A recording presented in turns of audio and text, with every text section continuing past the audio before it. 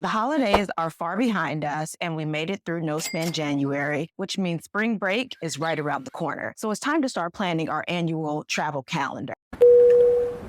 And your captain has turned off the fasten seatbelt sign. Feel free to move around the cabin. Hello, hello. I'm Sparkle, your single solo traveling sister, here sharing my tips and adventures to help inspire your next trip. If you can't tell by my freshly installed braids, it is time for my next getaway. I'm currently preparing for my birthday getaway to Bali, Indonesia. But as you guys know, I am knee deep in travel planning for the year 2024. I am still on my journey to visit 50 different countries before I turn 50, and I will be 42 this year, so that does not leave me a lot of time. However, I currently have about 5 or 6 trips planned for this year. So I've done a ton of research as usual, and I'm noticing some recurring trends with the travel planning, travel inspo, and the direction that travel is going for the year of 2024. I want to share some of these trends with you because some of these trends may affect your travel planning or inspire you to switch up your idea of a getaway or a vacation. As we're going through the list, I'll discuss what some of the most common trends are and give you some pros and cons to help you decide how to incorporate these trends into your next vacation. Let's start with more travel advisories. As we know, it seems like every couple of weeks now, we're hearing about a travel advisory being put out for one of our favorite go-to destinations. Currently, the U.S. has travel advisories for Mexico, the Caribbean, and Central America. These are 3 very popular vacation destinations for U.S. citizens. As I said before, I'm currently planning my birthday trip to Bali, and on my group call, just touching base with the other girls who are going on the trip, one of the first things they asked was, is it safe? Are there any travel advisories we should be aware of? And luckily, there aren't any travel advisories currently for Indonesia or even for that region of the globe. But for me, I say take travel advisories with a grain of salt. There are always going to be travel advisories, and unless you plan to go into the heart of an active, hostile war zone, a travel advisory is there to encourage you to do what you should already be doing, which is being aware of your surroundings and traveling with an abundance of caution. However, it is important to be aware that global strife and domestic and international politics are bubbling up around this time because it is an election year. So it is important to just be aware of what is going on worldwide. Even if it is not a hostile environment, you want to be aware of travel conditions. There have been massive earthquakes, floods, and natural disasters that may also cause travel advisories. More and more, we will see what's going on in the world having an effect on the travel industry, but it's not going to come to a complete stop. Your job should be to learn and be aware of as much as possible when you are traveling to a new country, especially now that information is readily available. There are so many apps that you can download ahead of time to give you more information about a country or a region or any destination. This also helps to manage your anxiety, expectations, and to make you feel as safe as possible. So the pro is travel advisories are there to help us. They're there to make us more aware and more informed about international destinations and parts of the world that we may not have a direct connection to. However, you don't want to feel paralyzed by fear based off of a travel advisory. I think one of the drawbacks to travel advisories is it gives people the impression that they should stay far, far away from a certain region, and that's just not the case. Next, I want to talk about AI everywhere. Unless you've been living under a rock, you know that artificial intelligence is being woven into every aspect of our lives nowadays. I've noticed in the past 4 months how AI is going to have an immediate effect on the way we travel starting now and moving forward. Just recently, I was planning a graduation trip to surprise my nephew, and the destination is still TBA, but I knew nothing about this destination, and I was going to hire a guide to show us around and give us an itinerary for each day. I didn't even have to do that because now there are so many programs where you can simply just say your destination and ask for an itinerary to your liking for X amount of days, and you'll have an immediate personalized itinerary with costs and suggestions and recommendations for hotels, restaurants, etc. ChatGPT Plan Buddy, and even Google are going to start incorporating AI into their travel systems. This technology is not only changing the way we approach our travel, it's changing the way we interact with other travelers, and it will make our experience at the airport more efficient. Some systems are going to have a complete AI-based customer service experience, from checking into your hotel to checking into your flight to scanning your passport. You can now board a plane without even taking your passport out of your pocket. Some studies show that nearly 50% of travelers are currently using AI for some aspect of their travel experience and may not even know it. So this is one of the trends that I am excited to see how far it will go and how efficient it will make things. Because as much as I love to travel and I love just having those new experiences, some of the planning process can be a bit of a hassle. And a lot of times that is what deters us from trying a new destination or for exploring off the beaten path, is because you have to do a ton of research. So if we could have our own little personal assistant do that research for us, that's a win for me. Obviously, the pros of AI is it's there to make your life more convenient, to take away some of the mundane aspects of planning a trip that none of us really enjoy, but it is par for the course. One of the drawbacks is, at the end of the day, technology is only as smart as the person that is using it. So for a lot of people who are not technologically savvy,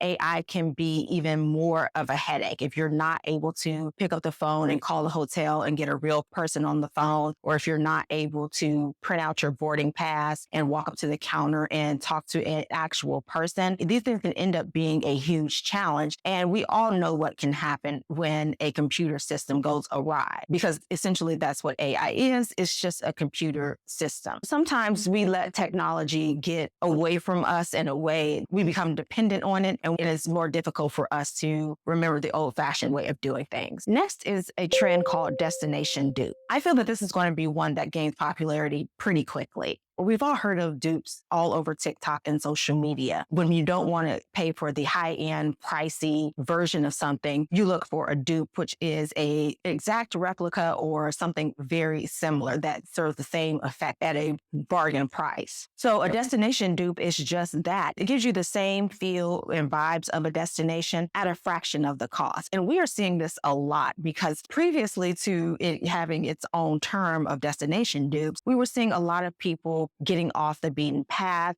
I think that right after the pandemic, we saw a swarm of people just kind of bombarding the same 6 to 10 locations worldwide. And in every picture, look like there would be hundreds and hundreds of tourists crowded around the same areas. And I think people got tired of that pretty quickly. Within the past year or so, we've been seeing people go to some less popular, but still very chic destinations. Destination dupes are growing in popularity because people would rather keep their money in their pocket, and people don't want to pay high prices just to try to squeeze and maneuver through a crowd, stand in lines all day, wait hours for a table at a popular restaurant, and basically feel they have to go through more of a hassle while they're on vacation, as opposed to going to relax and kick back and enjoy the scenery. This is due to the high rising costs of travel due to inflation and the decline of revenge travel. People no longer are willing to pay whatever it takes just to have an excuse to travel. They're a lot more conscious and intentional about where they're spending their money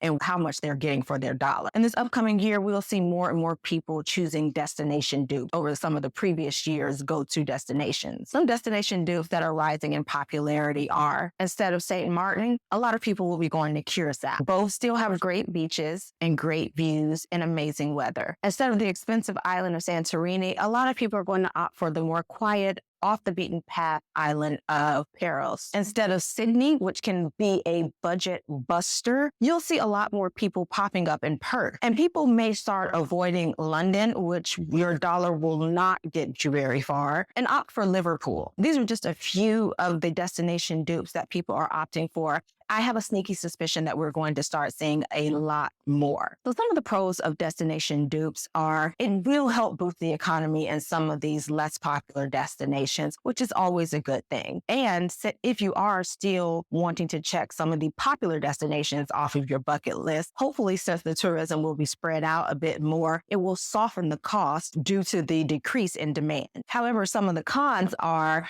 I feel that people will still kind of have that monkey see, monkey do syndrome. people are still going to be inspired to book a vacation based off of where their friend just went or what they saw on social media or what somebody posted. So if everybody starts posting in Paros instead of Santorini, more people are going to start popping up Gibber. The crowds are just going to continue to follow wherever the trends are saying to go. Which brings me to my next trend, set jetting. Set jetting is another term that I think is just so cute that has described a trend that we're seeing a lot, which is something that I do a lot. When you see something on one of your favorite shows or a movie or a video or any type of media, you want to go and have that same experience. For example, the show White Lotus, when it came out, both of the resorts that were featured in both season 1 and 2, the bookings soared right after the show wrapped, even though the show is a murder mystery, because of how the resort was glamorized. The resort in Italy was booked up for months. I think they said it was booked up for the rest of the year after that show wrapped. And the same happened when the show moved to Hawaii. So the term set jetting comes from when you see something on a set or something is featured on a set, you want to then jet over and have that same experience, because obviously when a TV show features, it is going to appear to perfection. A lot of the set jetting is based off of reality TV show vacation destinations. If you watch The Housewives or if you watch Bachelor in Paradise, a lot of people are tracking down these resorts and traveling to those exact resorts as well. We'll see a lot more people taking their travel inspiration from their favorite TV shows and movies in the coming year. One of the pros of set jetting is it gives you an opportunity to sample a little bit of the glamorous life, and that is what vacation should be about. It should be about treating yourself to an elevated experience if you can. Your vacation is not your everyday life, so sometimes we want to live like the stars, and this gives you a little sample of that. If you can book the same resort as your favorite TV show character or eat at the same restaurant, it can be a fun experience. Some of the cons, obviously, is that expectation versus reality is going to be on a different level. When you see something on a TV show or a movie, it's always going to make something look a lot more glamorous than it is. You can trust that you're probably not going to get the same treatment and experience that the celebrities got when they were there, because you probably won't have the same budget. So a lot of times the reality of our experience is disappointing than what we expected based off of what we saw a fictional character experience. You end up spending a lot more than you probably would have had you done a little more research and maybe gone to a resort or destination that was not featured in one of the hottest TV shows. The next trend is almost the exact opposite of set jetting. Instead of trying to replicate the glamorous experience that your favorite TV star had, you're going to book your vacation or your travel experience based off of a more culturally integrated motivation. It's called ecotourism. Now, ecotourism has been around for a while, but I am seeing more and more people be intentional about ecotourism. When we think of ecotourism, we think of going to a region to give back. As U.S. citizens, we're fortunate in a lot of ways, and a lot of times we can visit less fortunate places and be a little detached because we're going to these high-end resorts or five-star hotels, and we're getting this luxury treatment, and we aren't aware, or we turn a blind eye to a lot of the stress that could be going on outside of the glamorous region of the hotel or resort. What I'm seeing now is a lot more awareness taking place and people having a more hands-on approach. Now, I will say, approach this with caution, because again, with the increase in travel advisories, you don't want to just go wandering around being Mother Teresa. Somebody could take advantage of you, but there are a lot of organizations and programs set up and a lot of destinations that you could partner with to do volunteer, to make a donation. Some sort of volunteer activity would be appreciated in most of these places. Travelers are becoming more and more aware of the negative aspect of traveling and the negative aspect that these high-end resorts do have on the communities around them, and they are taking matters into their own hands. Ecotourism helps to support local economies, reduce carbon footprint, and even helps you to avoid the crowded areas in some destinations. You'll even find now with some tour operators and travel agencies, they will give you an ecotourism option. They are encouraging a lot of their clients to take advantage of ecotourism. Just recently, I visited Zambia and Zimbabwe, And we spent half a day volunteering at an orphanage that was coordinated by our host. And it was an amazing experience. The children there were just so bright and precocious and absolutely loved us. They wanted to play on our phones and sing and dance and chat with us. It was such a heartwarming experience. And that will be one that I'll take with me forever. Tourism also helps you to feel connected to the community. Again, a lot of times when we just get off the plane, go straight to the resort, stay on the resort the majority of the time, unless we're doing an excursion, and then check out, go back to the airport and go home, you don't really get a sense of what the true community life in that destination is. So ecotourism gives you more of a sense of what that community consists of, which I think is important as a traveler. So some of the pros of ecotourism are, well, the pros are self-explanatory. Obviously, you're helping, you're giving back, you're donating your time, donating your resources. And a lot of times the areas that we go into where we enjoy the vacations the most are some of the most less fortunate areas of the world. So the pros are self-explanatory. Some of the cons, unfortunately, is just like everything. A lot of people do it for the wrong reasons. A lot of people I do see going into villages or rural areas of an underprivileged destination just to take photos and look a little bit more interesting. And while I don't think the people that live there care, they're never going to see you again.